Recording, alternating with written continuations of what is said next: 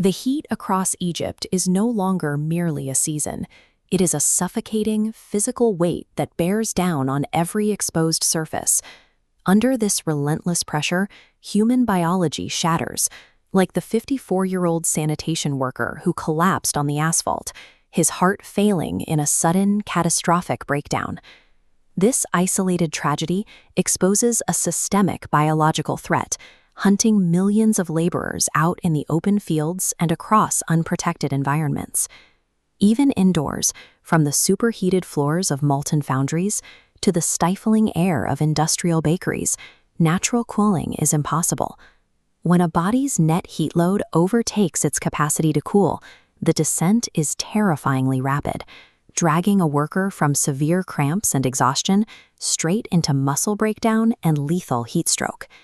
And as the physical resilience of the workforce buckles, the full weight of the law prepares to. Watch now the full video on our YouTube channel. Don't forget to like, subscribe, and share to get our safety video update. Occupational heat stress is an invisible, escalating industrial threat.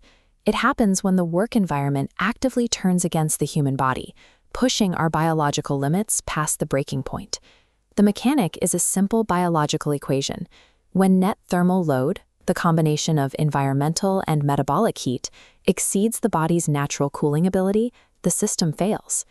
As it tips into the danger zone, electrolyte loss triggers cramps, and obstructed sweat pathways cause severe heat rash. If the workload continues, the condition escalates to heat exhaustion.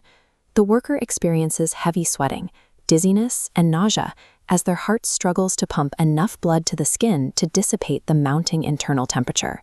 Left unchecked, the body reaches its ultimate failure state, heat stroke. Central thermoregulation collapses entirely, and the body stops sweating. The core temperature breaches 104 degrees Fahrenheit. The biological engine simply overheats. This thermal overload triggers secondary, often fatal impacts. Severe cognitive decline compromises balance and decision-making, leading to deadly falls.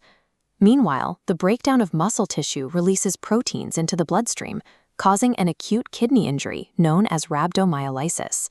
The operational reality of this hazard is startling. Almost 75% of all occupational heat fatalities happen during a worker's very first week on the job. The human body cannot organically survive extreme industrial thermal loads. Keeping workers alive requires heavily engineered, legally mandated systemic protections. In the United States, the Occupational Safety and Health Administration roots its enforcement in the General Duty Clause. Section 5A1 of the OSHA Act establishes the foundational legal mandate.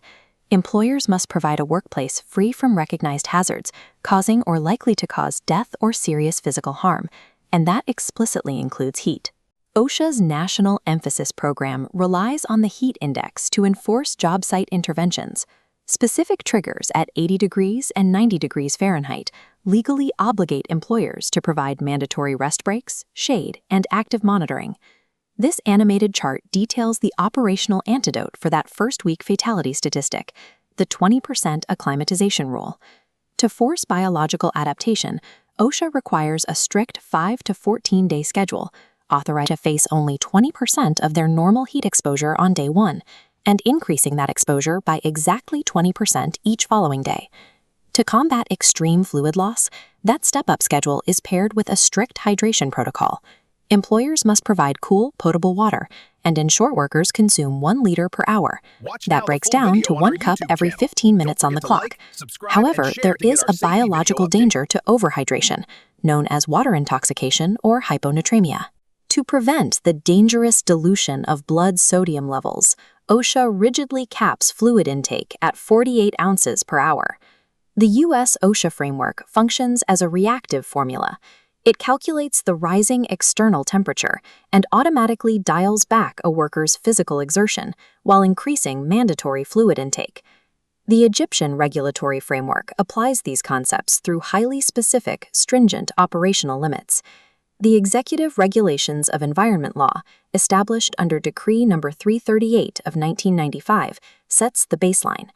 Unlike the standard heat index, Egypt mandates the wet bulb globe temperature. This metric establishes hard-capped Celsius thresholds that adjust based on whether the physical workload is classified as light, medium, or hard. Egypt implements its own acclimatization mandate. An initial schedule spans 6 days, authorizing 50% exposure on day 1. A separate 4-day re-acclimatization rule takes effect after a worker returns from an extended absence or illness. Their hydration intervention is equally precise. The law dictates a strict provision of at least 2 liters of water per worker, infused with exactly 0.1% dissolved salt. The use of salt pills is explicitly prohibited by law. Egypt pairs these environmental limits with proactive medical surveillance. Protocols include daily pre- and post-shift weighing to track fluid loss, along with the mandatory periodic physiological checkups determined by the worker's age.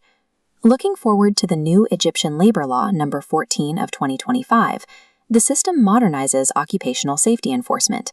It introduces massive financial penalties for noncompliance and mandates the transition to digital safety and health logs. The 2025 law also introduces targeted protections for vulnerable populations, specifically addressing pregnant workers. They receive a mandatory 1-hour daily work reduction starting in their 6th month, alongside a strict prohibition against any overtime labor. The evolution of Egyptian law represents a clear shift. It establishes a highly punitive, proactive system of physiological surveillance and strict employer liability. When site protocols fail and central thermoregulation collapses, the response window narrows to minutes. Heat stroke is an active biological failure requiring immediate intervention. It is a life-threatening medical emergency. Protocol dictates contacting 911 or local emergency services immediately, followed by aggressive, rapid cooling using ice or cold water immersion before transport even begins. By contrast, a worker exhibiting symptoms of heat exhaustion must be immediately moved to shade. Supervisors must remove their heavy protective gear, provide cool water, and monitor them continuously to prevent the condition from escalating into stroke. To avoid these emergencies entirely, employers must deploy proactive engineering controls on the floor. This requires localized exhaust ventilation, misting fans, and reflective barriers placed directly between the worker and the heat source. These physical controls must be governed by administrative oversight. A formal written heat illness prevention plan provides the structure, while an active buddy monitoring system ensures workers are checking each other for early symptoms on the line. Whether operating under U.S. OSHA enforcement or the new Egyptian labor law, the legal standard is absolute. Thermal negligence that results in worker injury carries severe civil penalties and the potential for strict criminal liability. Occupational heat stress is an entirely preventable hazard. When site leadership respects the biology of their workforce and engineers the environment accordingly, zero workplace heat deaths is the only acceptable metric. Safety is an operational mandate. It is not an option.